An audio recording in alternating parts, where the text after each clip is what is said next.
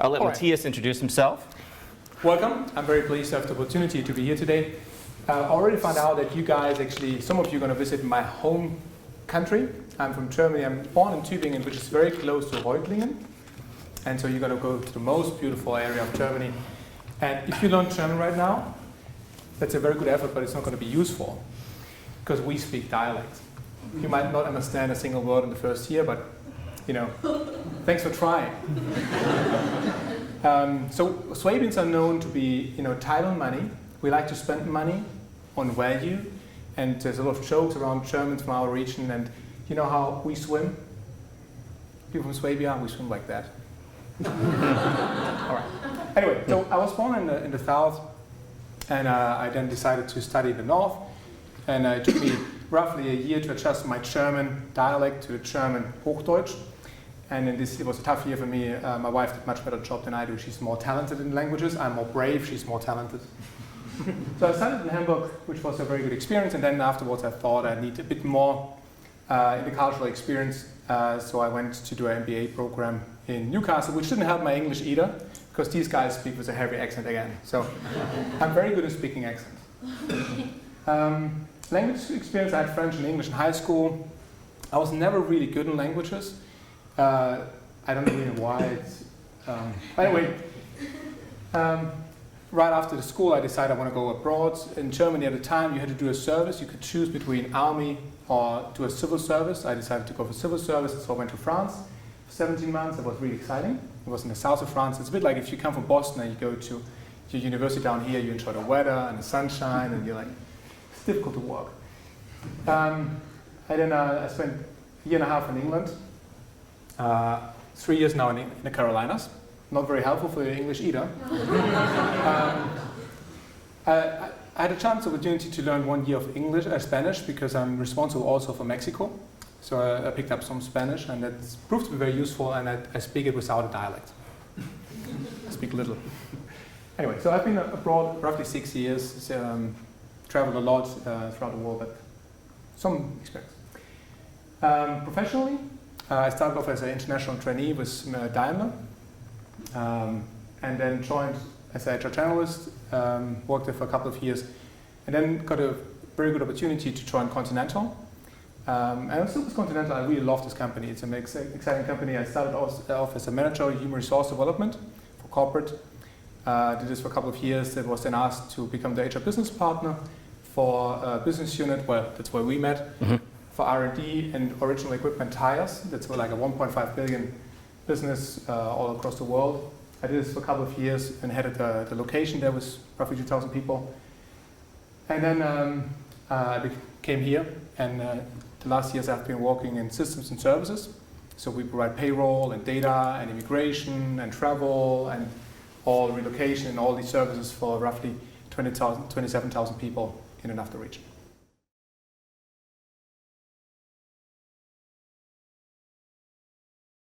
So who am I? I'm from Boston, from Chelmsford actually, for anyone who's from there.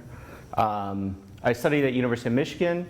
I did International Relations and Spanish BA, and later I did an MBA at South Carolina in International Finance and the German track. So language, Spanish, started in the 7th grade all the way through the 12th, 4 years of college on top. I did my junior year abroad in Sevilla, Spain, at the University of Sevilla. After I graduated, I got a job at this little startup company, and I was a salesman. I was living in Ann Arbor, Michigan, but I was basically 60% of the time traveling, and my sales territory was Venezuela and the Caribbean. Then I quit, and I decided to do the MIBS program. I spent 3 months in the first summer learning German from scratch, basically. And we did 7 hours of German class a day, and we did 5 hours of homework a night. And we did that for 3 months. So we did years and years of college, basically, in 3. It was terrible, it really was. But then we went business classes, and then the program took us to Cologne, where we spent 2 months together doing kind of culture and more language. And then I worked 6 months for Bayer Pharmaceuticals. And I did a 1-year expat assignment with Gillette. I used to work for Gillette in Berlin. And then I did obviously an expat assignment with Continental in Hanover, Germany. I was there for 2.5 years. So I've lived abroad 4 times for a total of 5.5 years. Job-wise, as I said, I was a salesman. Then I did my MBA. I worked 8 years in 6 different jobs at Gillette in finance, and I was in Boston, and then Berlin, and then Boston, and then Atlanta. And I joined Continental in Charlotte, and then moved to Hanover, and then back to Charlotte again. Right now, I'm the director of controlling for our tire business in North, Central, and South America. So that's what I do.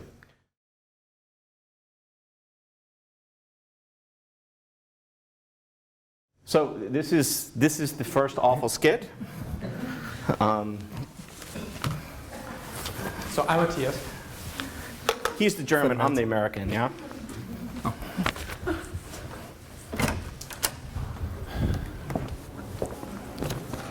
Man. It's 1 minute to 10, he's still not here. 10 o'clock. Let's close the door. He's late.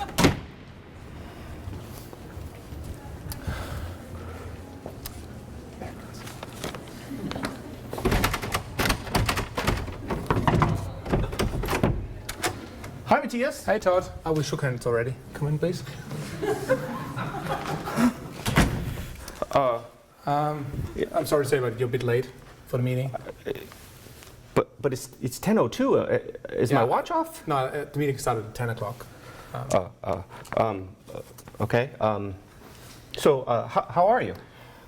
Actually, I don't feel very well today. My back actually hurts a lot, and my son is sick today, and so I really, I struggle to come to work today. It's how are you? Oh, I'm great. It's excellent, yeah. And I was thinking, we've been working together and stuff, and we should get together sometime, Yeah, I think that. Yeah, I think we could do that. It's difficult right now, it's my back pain, but maybe in June, maybe 7th or 12th, Yeah. Yeah. Okay. Well, let me check my wife, and we'll get back to you. Okay. Okay. Okay. So that's the first skit. So, what did you guys see? What was there? Easy. First one. For the American, everything is always great and awesome, and the German has like this back pain, and all these small things that don't make him feel awesome. What else? Excellent. The German valued being on time to the meeting a lot more than the American. Right. I mean, to me, 10:02, I'm on time, right? And to him, 1 till and you were late. Exactly. That's why I struggle to be a German, actually. Anything else? Anybody see anything else? What'd you say? When you mentioned getting together, the German was ready to pick like a specific date, whereas for you it was just more of a polite general offer. Exactly. I didn't even really mean it, right? Yeah. Okay. I think that's. Oh wait, swag for you. Yeah. We got all sorts of corporate swag here too. You're welcome.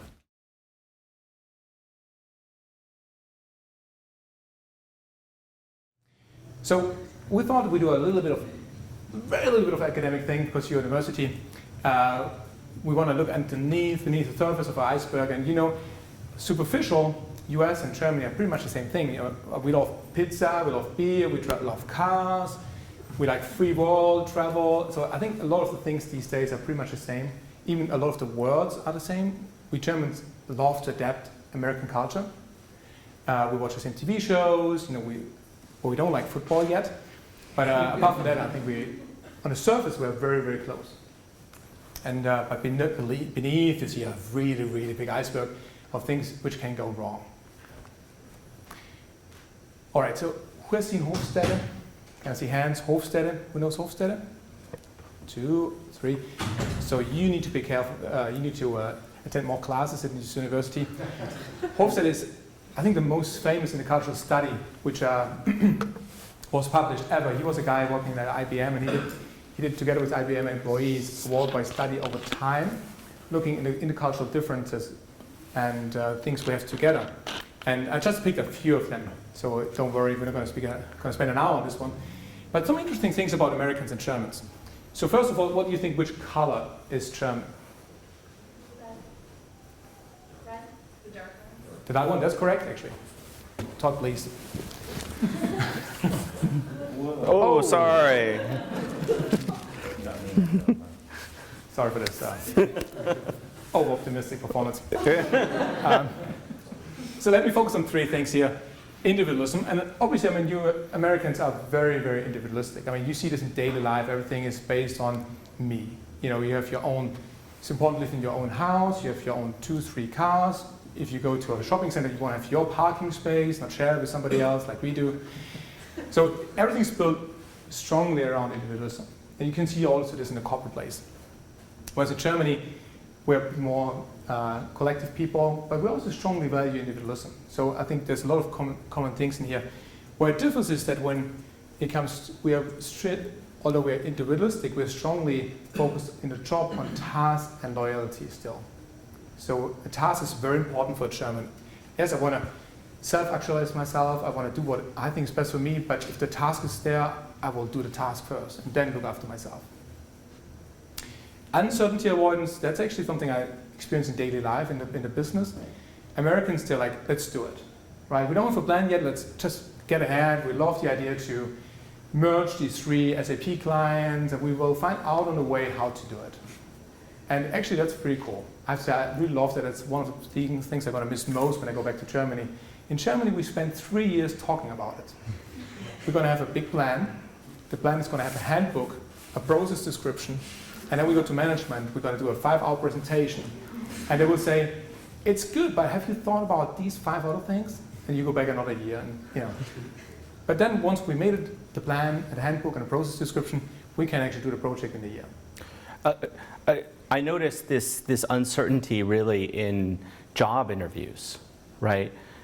I was shocked because I had to interview a lot of people. I had to hire a lot of people when I was over in Germany. And to ask them, tell me about your experience with this. And most Americans, even if their experience is like basically 0, they'll come up with like some way to make it sound good. The Germans will be just like, no, I don't know how to do that. I don't have any experience. And they won't even apply. They'll say to themselves, I only know how to do 40% of that job, right? I don't know how to do that whole job, so I better not apply. I don't feel confident. Where Americans are like, well, 40%, I mean, I'm practically there. I mean, it's just a couple of weeks and I'm up and running. There's a really, and the honesty in the interviews is dramatically different. I mean, they just tell you the truth. If they don't have the qualification, the last thing they want you to do is think that they have it. They want you to have the accurate picture, and if you pick them, great. If you don't pick them, great. But they're certainly not going to overemphasize their accomplishments, and that's a really big difference that I noticed on this particular one. That's true, especially with engineers. In Germany, you have to ask somebody if you want to do the promotion, whereas in the US, they will knock at your door day and night. So there's actually a lot of differences, that's true. Pragmatism, I think that's really interesting too. The Germans are much more pragmatic than Americans. Americans love moral, right and wrong. I mean, you see this, especially in politics, and I was told not to talk about politics, but it's really interesting. Let's take Putin right now and Crimea. And I was told not to talk about this, but it's a good example. We were talking in the car on the way down. Yeah. For the Germans, we accept that. We say, okay, so he took this piece, all right, how can we do business now? And I'm not going to go in history, right? But for the Americans, they say, well, that's pure evil. He shouldn't have taken it, that's not right, that's the wrong thing to do. So a lot of the decision making is based on right or wrong, evaluating the facts, if this is true and false. And whereas Germans are very pragmatic, they adapt very easily to different settings. Which does not mean that we don't have ethics. That's very different. And that we also have a strong moral, but we're more flexible in adapting to new situations. All right, so a couple more examples. One of the first things I realized when I worked with Americans is that I was an intern at Chrysler. And every time we did something, everybody said, oh, that's an amazing idea, I really love it, it's cool, yeah, think about it. Whereas Germans would basically say, hey, that's wrong. No, we're not going to do that. So it's very different in the way we address people. We're not so caring about maintaining face. We're more interested in the facts and talking about facts and appreciating the facts. And I see this a lot, actually, because obviously we're a German company. For the most, I mean, we're becoming more and more international, but for the most part, the Germans are still definitely in charge of the company. Most of the senior management is German. And, you know, this American sort of overselling is immediately dismissed as, this guy's not up to par. You know, this guy's not going to cut it.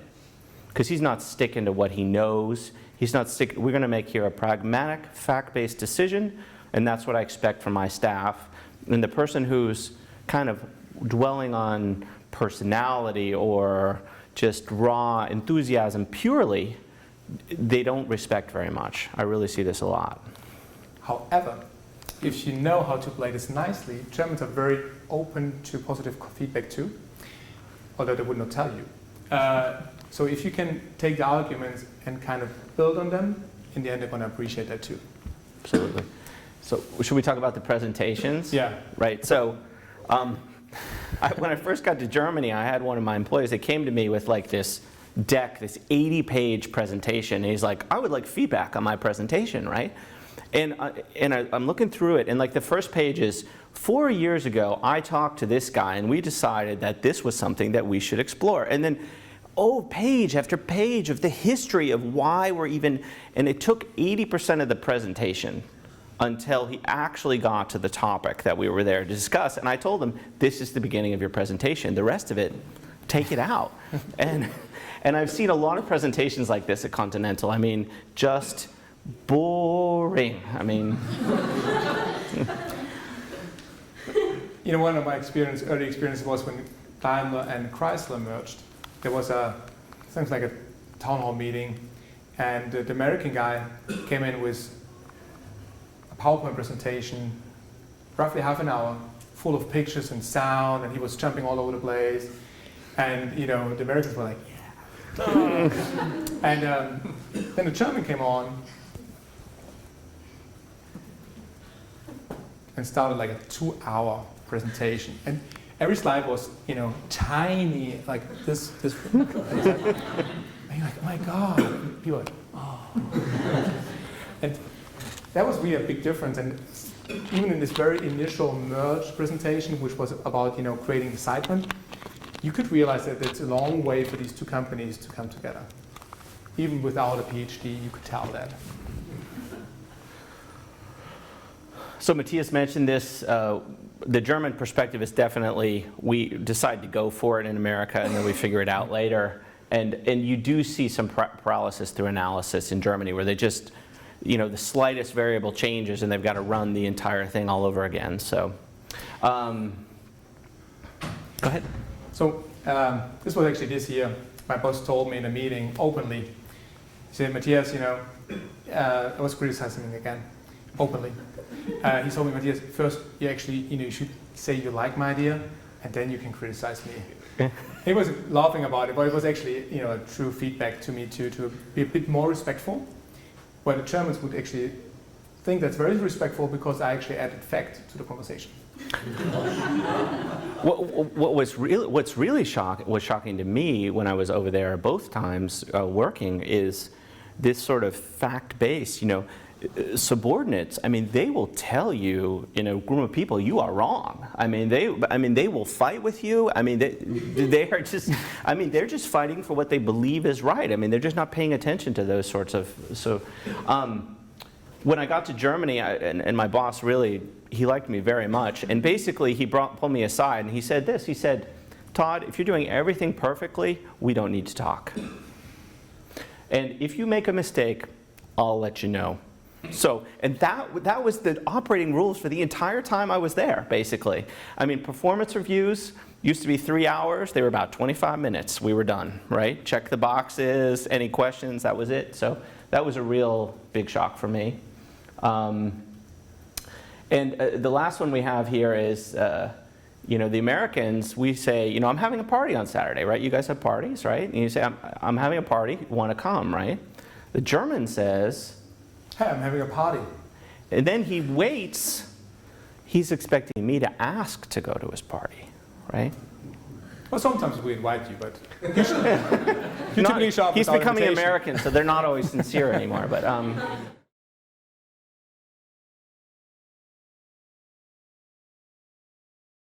right, so this is where the acting really gets poor, right? All right, so awesome. I got everything ready. Food is out.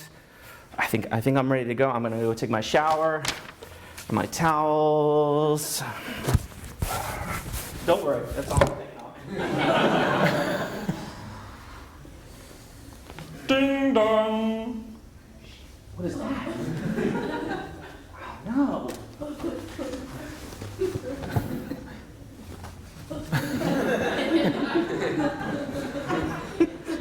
Where's my script? Okay. Don't be bad. Hey, Todd! Todd, hey! Thanks for inviting me to your party. I found a parking spot right in front of the house. I can't believe it. I'm a bit early. Make yourself comfortable. I'll be right back. I'm gonna go. The party was at 7 o'clock, right? Yeah, it's 7 o'clock. Oh, yeah, so 7 it's o'clock. 7. Yeah, okay. Come on in. I Okay. need to go get ready. Thank you. Hey, all right. So I think that's it, right? Yeah, thanks. So what did you guys see there? You was expecting. Go ahead. He was expecting to be punctual, while it's more of an informal thing to you. More of a you have to be punctual for him, similar to your Skit when he was not on time. This actually happened to me, right? So when I was in Cologne, I was living in Cologne, Germany, and I had a birthday party, and it was a half an hour before the time, and I was literally in the shower, and people started arriving, and it's just unbelievable. I mean, would you guys show up if a party was at 9 o'clock? Would you guys show up before 9 o'clock? Would you show up before 9:05? Probably not, right? But I mean, they do. They show up crazy early. Hey, you want to be the first at the buffet, right? I mean, you want to have something good to eat. And we forgot this part. Oh actually. yeah, the flowers. But We typically bring something to the party. It's typically wine or flowers. Right. Flowers for the ladies, wine for the men. and you unwrap it. So you know, if you get flowers and they're in a piece of paper or whatever, it's actually quite rude to hand them wrapped. You should unwrap them and hand them unwrapped. And with the wine, if it's good wine, you put it aside. If it's bad wine, you just open it right away. So. Hey, we still have some? Oh yeah, sorry, swag. Let's see what we got here. Anybody see anything else?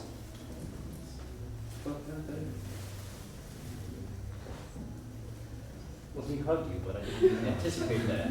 I didn't either. That was not in the script. That was a spontaneous emotional feeling. This might have been a small detail, but I loved how excited you were that you had got a parking space right outside. Oh, thank you. I appreciate that.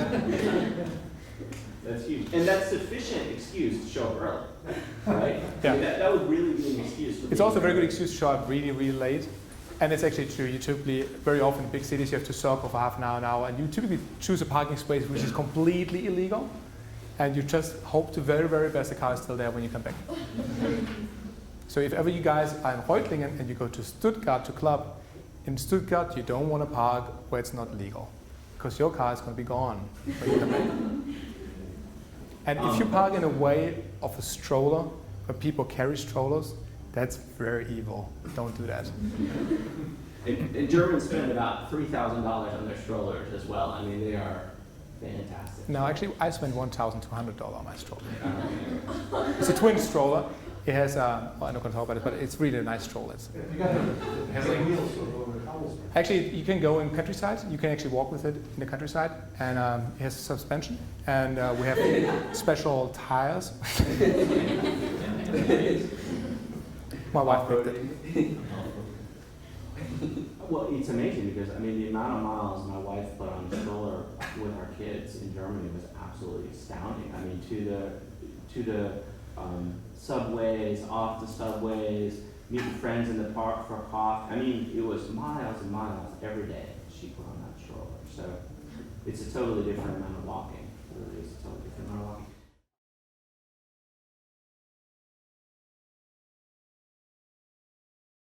we're about to go into a little bit about Continental. So before we do that, are there any questions that came up in your minds?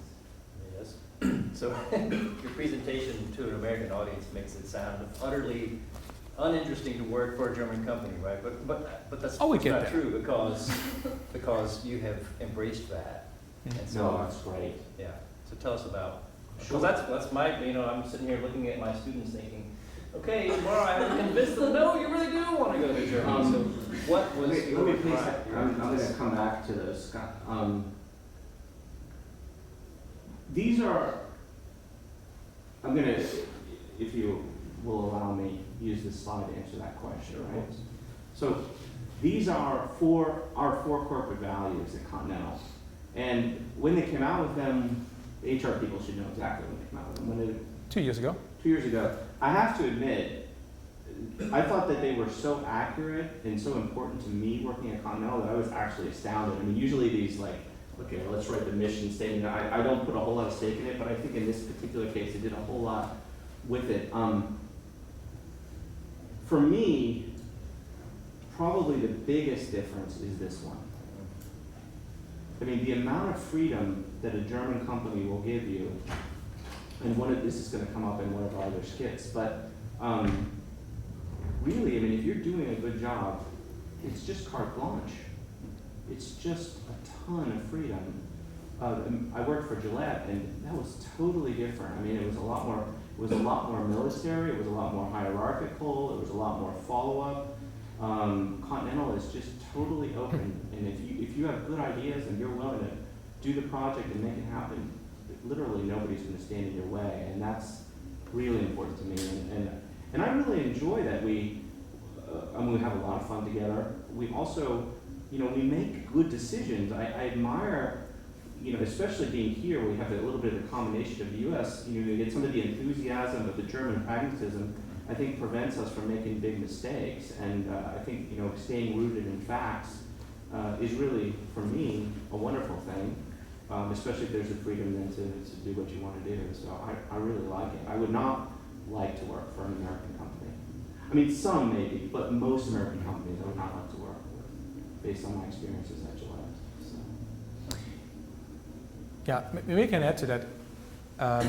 It probably always depends which company you pick. I mean, you can pick a very innovative, creative company in Germany or in the US, and you can pick a very conservative, boring company in the US or in Germany. It's probably also very much around the company you work for. But that's why I showed Hofstede, there are some key things around culture, which you can actually encounter in most companies these days.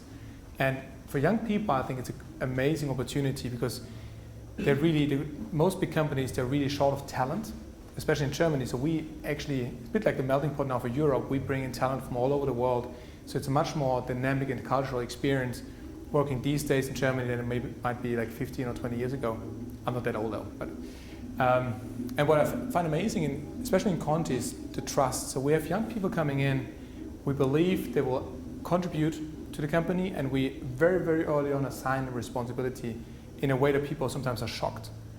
We managed in R&D OE a training pool where we brought in talent, and the biggest challenge for us was to explain to these young people that are actually in charge of this project. They were always looking like, okay, who's going to help me on this one? I said, no, you are the project lead. And then, well, we help people swim, right? We don't let them drown.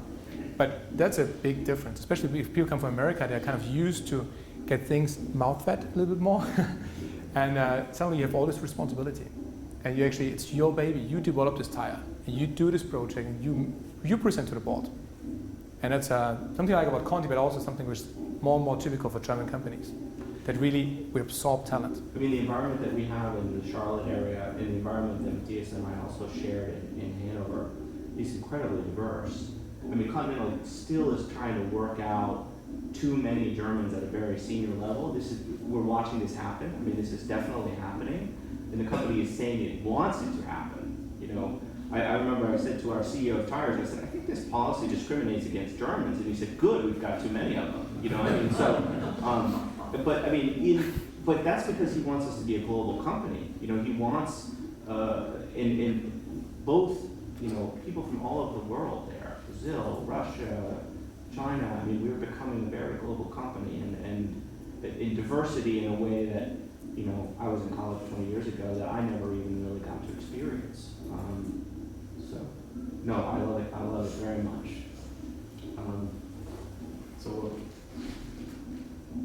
So this is this Continental promotion section, right? So we have 4 to 5% market share of tires in the United States. We have somewhere between 10 and 15% on a worldwide basis. So we are on an average 3 times bigger than we are in the U.S. Or you can say we're kind of weak in the U.S. market share wise, and we're working on that. What I wanted to show you guys was, at least from a product perspective, we're doing pretty tremendously well. I don't know if most of you have heard of Continental Tires. 10 years ago when I told people that I worked for Continental Tire, often people didn't know. Today, most people know what Continental Tire is. I think this has really changed in the last 10 years. But from a product perspective, so this is Consumer Reports. You can see, I won't go into the details here, but you know, this is a V-rated pure contact, which is one of our products, and you can see that we came in first place in this product. Here's the H-rated, which is just a slightly lower speed rated. You can see here we came in second place. And you can see, you know, you might know Pirelli, obviously Michelin. Here's another second place. You know, well ahead of Goodyear, Pirelli, Yokohama. This is Tire Rack. Do you guys know Tire Rack? So this was a Continental Pro Contact Eco Plus. Here we tied for first with Michelin. Here's the Continental Pro Contact. In this particular test, we won. Continental Extreme Contact, we won this test. Continental Pure Contact with Eco Plus, we won this one. Continental Extreme Winter Contact, we won this one. This is a brand new product called Ultimax RT43, and you can see that we won this one as well. So I think we're on a really good path. We have really, arguably the best products in the market, or certainly first or second place in terms of the products that we offer. And in fact, a study just came out that showed, you know, over the course of the past 2 years, past 5 years, we really came in second place to Michelin in terms of products, but that was only because we don't have products in 2 of the segments, so we basically got a 0 in 2 of the segments. So we're really on a very nice path in terms of products. So I guess it's time for another skit, right? But this time we're doing the boss one, right? Yep. Just please. One quick question. In terms of quality, obviously you have elevated quality. Where are you in terms of price for your products comparative to the quality in your competitors? We're priced in the U.S. market? In the U.S. market or internationally, are you guys substantially higher priced because of the higher quality, or is it common? We are generally priced, well, we have several brands. The Continental brand and the General brand are the ones that we have in this market. The Continental is priced just below Michelin in this market, which is the price leader in this market. In Germany, or in Europe, we're number 1, we're top in terms of our price position because we have the strongest market share in Europe of any tire company. So, and there we're in a position to, here we have to, for example, follow the others in terms of pricing, and in Europe we can actually play, we have enough of a market share, we can actually play a role in helping set the market price because we're big enough, yeah. What are some of the factors that have previously held back growth in the U.S. market share, and what is Continental doing to try and grow the U.S. market? Good question. We had a situation where we purchased General Tire, and this was over 20 years ago. And one thing about a German company, it wants to be profitable, just like an American company, and we lost a lot of money via that acquisition, and we had a very hard time figuring out how to turn that decision into a positive situation, and it took really a long time. I mean, we sort of turned into the black, and now we're in a very, very nice position. But that happened within the last 8 years or so. So it's a relatively recent phenomenon. So we were holding ourselves back, making sure that we got our house in order. And then what's been holding us up is capacity. And we just invested $500 million in Sumter, South Carolina, in order to provide the capacity that we need. And that went online in November of last year. So we are preparing the way, and we are doing well. We are moving forward. Maybe two more comments. I think also is logistics. I think we have some logistics people in the room. We don't have a distribution network in the US. And whereas in Europe we have a very strong distribution footprint.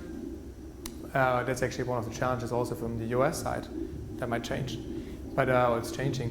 But that's definitely also helping you to gain market share if you can actually not only sell your tires through retailers, but actually can promote it yourself. But it's in the US very expensive because you have so many different diverse markets. Like California is a different market in the Northeast and the South and in the Mid. And so also we have US historically has also very strong tire manufacturers. So I think there are some reasons. Channel Tires is an interesting example about, I'm an HR person, how culture can help you to mess up your business. I found it when I took over my first job at Continental. I was cleaning it up an office to free up some space, and I found an old presentation from the Channel Tire first due diligence. And there was one page about HR, one page, and it said, there are no cultural differences, it's going to be easy. And one thing we know for sure, that was not the case. It was very much not the case. It was completely different cultures, and still today, I mean, you find people in Conti who come from Channel Tires and they're proud of being Channel Tires, and they let you know that actually originally they come from Channel Tires. I would just like to know where you want to be. Is Continental aiming at becoming market leader in the US over the long term, or do you think you're satisfied with level 3 or I think overall strategy right now worldwide, Conti overall is the biggest automotive supplier in the world now since I think February or March this year. So overall as an automotive supplier we're the biggest now. But as a tire company we're the most profitable tire company in the world, but we are still around share 4 and place 4, and we want to go to 3. And for this reason it's a very aggressive growth strategy in place to actually build a tire plant every year or second year now, which in the past we did like every five years or so. So it's a very aggressive growth strategy. That's why we need a lot of talent. We had a very good CEO of tires, but the one thing that he didn't do is the entire Continental company is built on the tire business. In other words, it's the cash and the profits the tires generated that have purchased all of the other businesses to the point where we're 35%. So the other 65% of Continental we bought with the cash. And one of the things that's changed in recent years is we've gotten a lot more of what we've generated back to invest in our own business. It used to be we invested really the bare minimum to keep the business running and invested in other things. And this is key in terms of increasing our market shares. But one thing I forgot to mention to this very good question was the truth is 10 years ago we did not have a very good product for this market. We had brilliant summer, so there's in Europe there's summer tires and there's winter tires. In the US it's an all-season market. We really did not have the products to compete in the all-season. We made some changes in research and development and how we were structuring this, and now as you can see we've really turned the situation around. So I think we're in a great position going forward.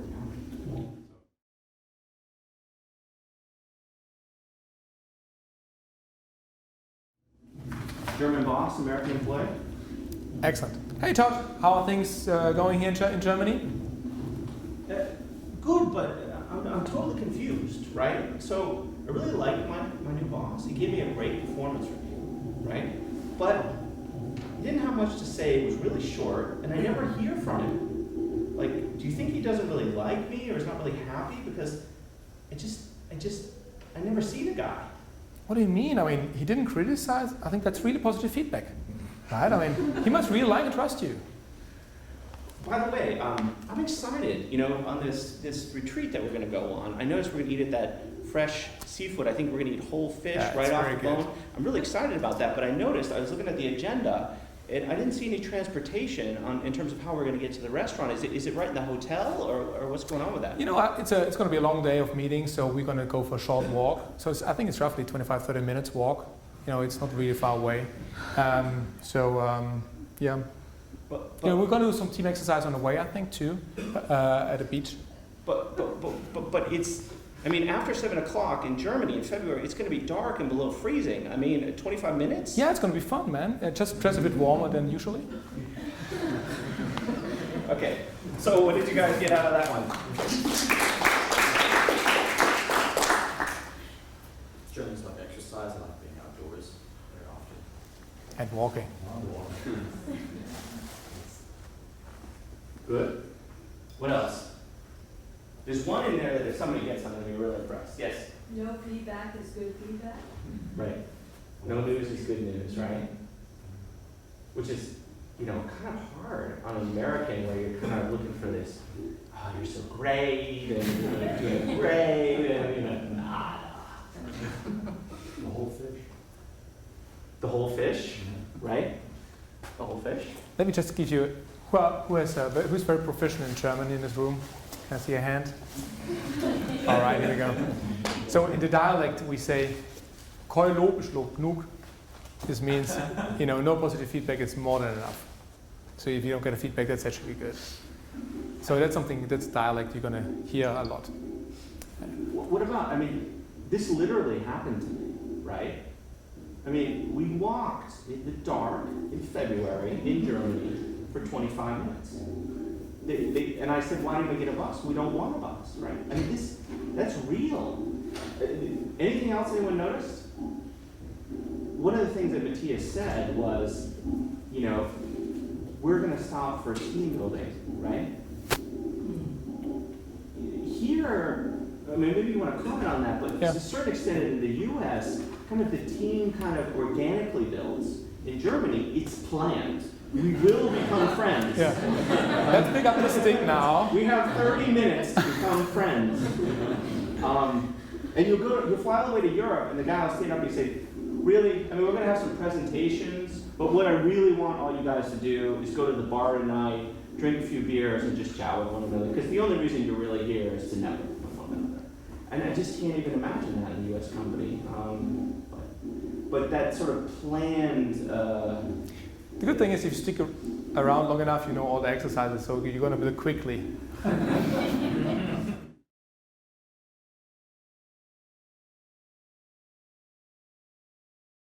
So Conti is not only automotive. We have roughly 40% in other industries, so we do also conveyor belts and houses and like a lot of different products in very, very different industries, but the core still is like 60% in the automotive industry. And the 4 megatrends is drive safe, and that's a big thing for tire people too.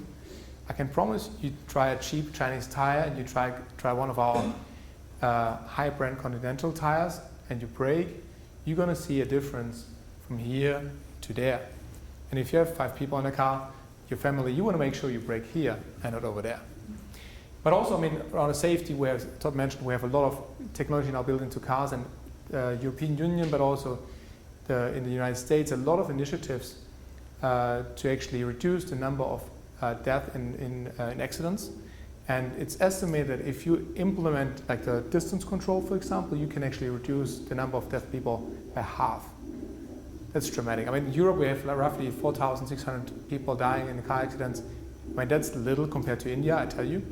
But it's still a significant number, and it's causing a lot of damage, not only emotional, but also financially. And so that's something where Conti is playing a very, very strong role.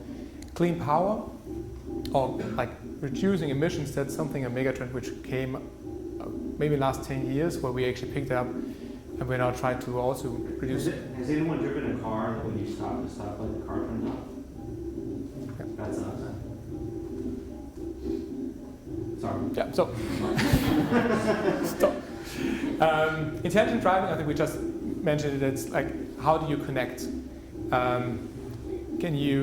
If you use your GPS, how is it connecting to other cars? Can we all brake at the same time to reduce traffic jams and these things? And then overall global mobility, how do we produce cars, safe cars, clean cars, intelligent cars for countries like India, where they're not willing to spend $30,000, $40,000 on a car, but maybe $5,000, $6,000. And probably for Continental, that's still our biggest challenge, because we have German engineers who want to do the best thing ever on the market. that's probably one of the challenges where we still need a lot of talent to come in and show us how to do it even less expensive. I mentioned earlier, these are our values, and they really do reflect us.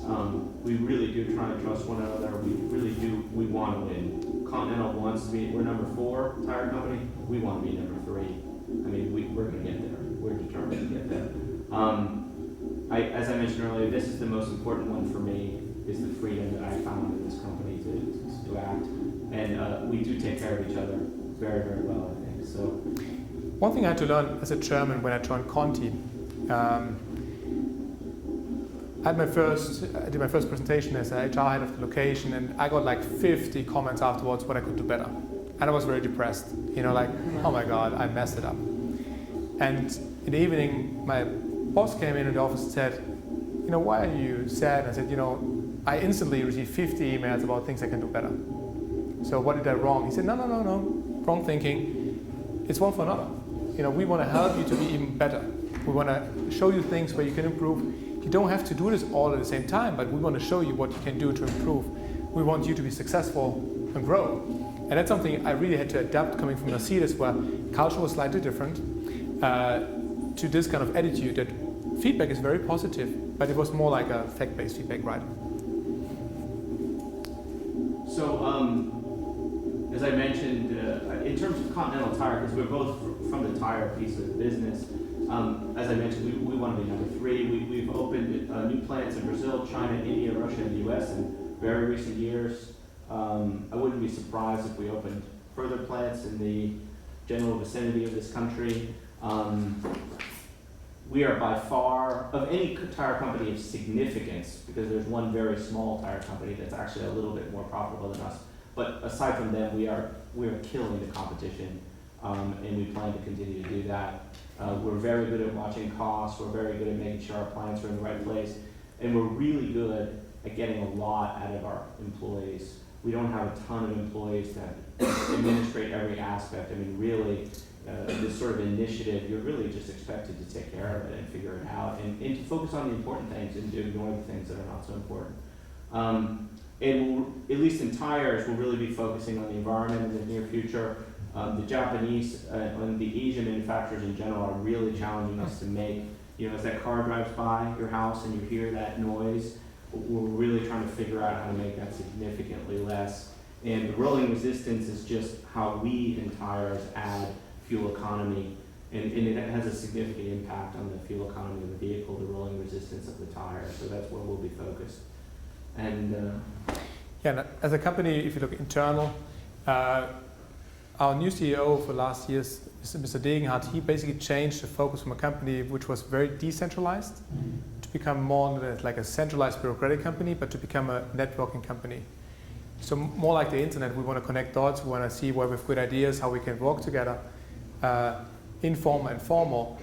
And that's a very strong initiative, and I think that has opened up a lot of the doors and cooperation in the company in the last years. More than ever, I think our company now is built on values, and there's a lot of emphasis actually now to really focus on values. And it was interesting, we all were encouraged to do a workshop with our employees to talk about values, and in the past it was more like, I have a brochure for you, read it out kind of thing. And this time it was really like a very interactive thing where we asked people what they like about the values, dislike, what we want to focus on as a team, and we now try to promote values by really living them much more than we did before. And I think overall we build as a 4 megatrends, and they become more and more obvious in the company whatever we do.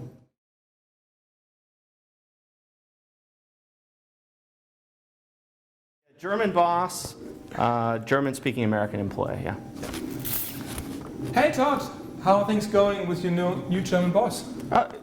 I really like him, but it's kind of confusing. Like, he told me that in English, I can call him Alan, but in German, I gotta call him Dr. Hippek. What's going on with that? Well, that's actually quite easy.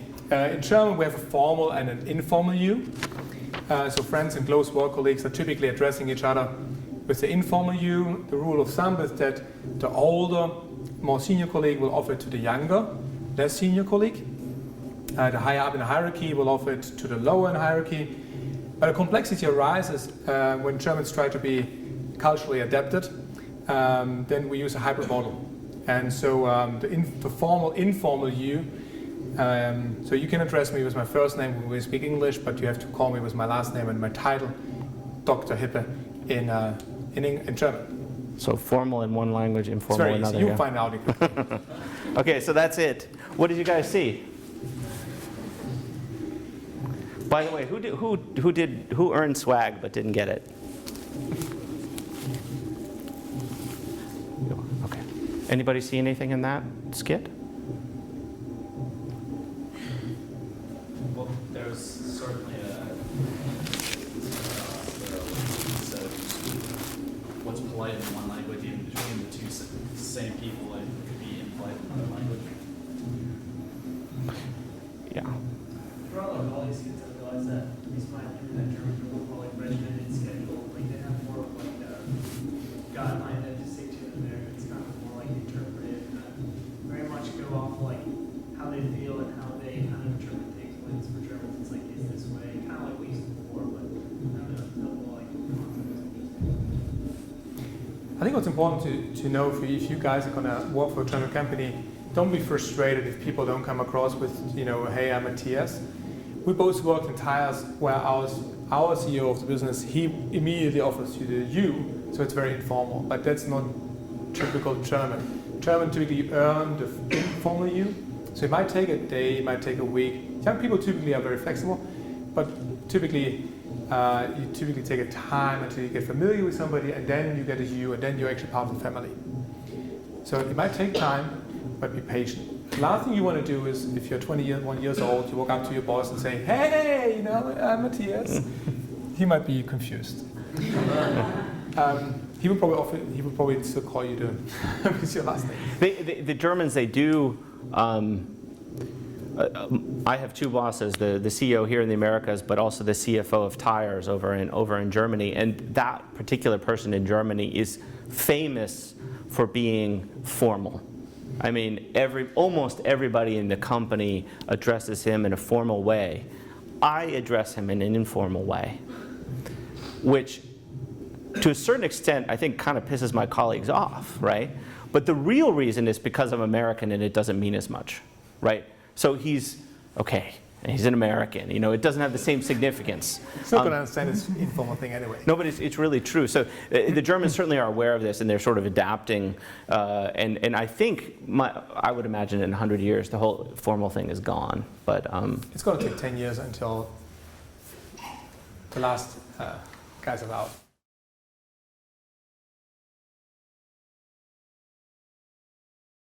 So this is actually our last slide, so not too bad. Okay, so we were asked to give advice, and I really want to suggest to you guys that you learn language. It separates you from the competition. We are perceived worldwide as being very poor at languages, being very arrogant that we don't need to learn languages. You can really surprise people. If you have a mediocre ability, but you're American, that's going to be respected in the world as if you have a perfect ability. I mean, there's really sort of a, it's true. So I really suggest that it can definitely differentiate you from the competition.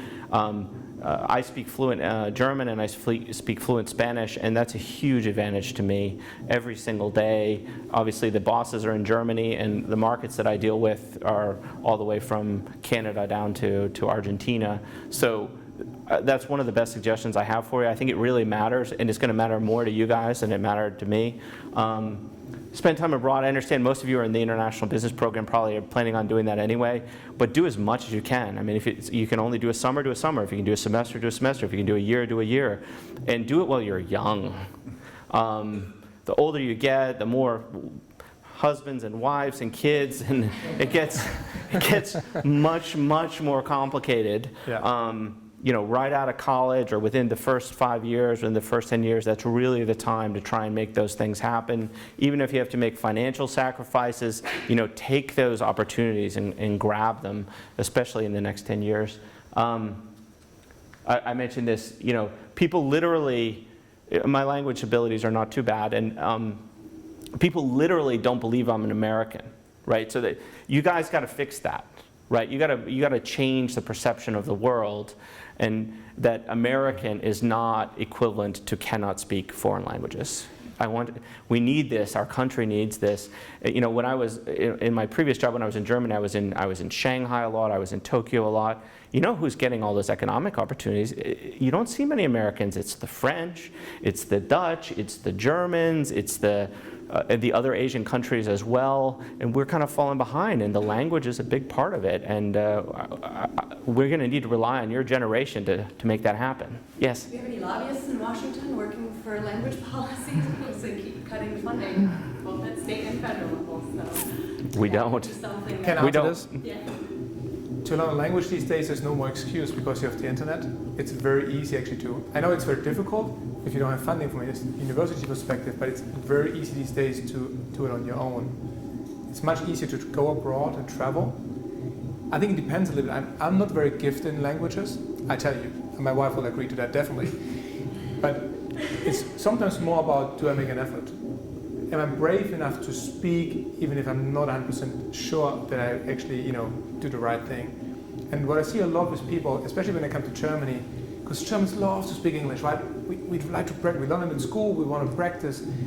They're not going to give you a single opportunity to speak German. We have the same issue. He's telling me that we should speak German with the kids, and we're like, oh no, let's practice English.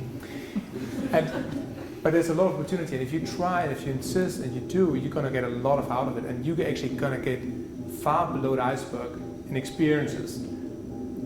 So don't wait for funding. Oh no, I teach German, I know. So the internet thing breaks my heart a little bit because I think it's important to be in a classroom. It's very important. Don't get me wrong. But it's like it's probably changing a lot these days. I learned Spanish in Conti with a teacher. It was much more efficient. Now I have this internet. I don't find the time. I don't take the time. So now I travel. So don't get me wrong on the teaching side.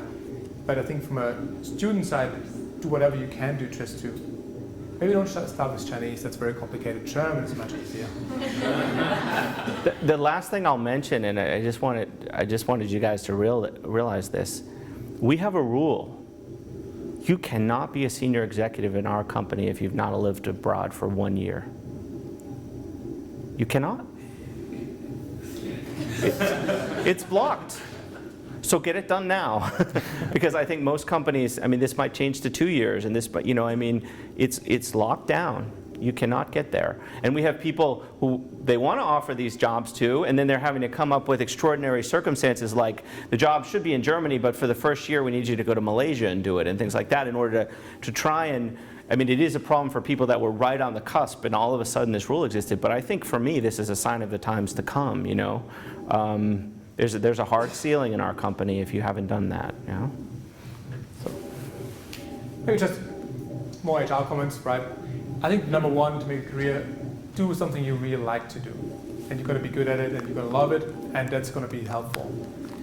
And your career depends on people, so really build your network. It amazes me all the time when I deal with engineers. They say, hey, I'm so good at this. Why is not somebody coming into my office and just tell me to be promoted? It's like, management does not work this way. You need to know people, you need to get connected with people, you need to maintain these relationships, and especially if you want to do something more international, you really have to build your own network. It's your capital. You guys have a fantastic opportunity because you have a lot of alumni in this room already. Everybody of you knows good people, so you want to make sure you stick close to your university and to your alumni network. I'm not paid by this. And you'll be surprised. Yeah. I've been out of college for 20 years. But some of the things, if you look at each other and your friends, some of my friends and where they are amazes me. And I've kept up with them, and that's now part of my network. So, the people right next to you 20 years from now might be in a position to give you a job or an experience or whatever. So, keep that up. Our business. Okay. Spend time abroad, we talked about this. Languages, again, just, even if you're not great, just go for it. And last thing, really, if you work in a German company, even if you know 2 sentences like Guten Tag or Tschüss, that's better than nothing, right? Everything a little bit helps to make make the Germans feel more comfortable. But I've seen a lot with Americans coming to Germany. They spend 3 years there, and it doesn't matter if it's in the army or as expats, they actually don't learn German. They don't take the opportunity to learn the language. And I think that's just really a big missed opportunity. So if you go to Reutlingen or to Wien Neustadt, or where we go, practice, practice, practice. All right. Let's give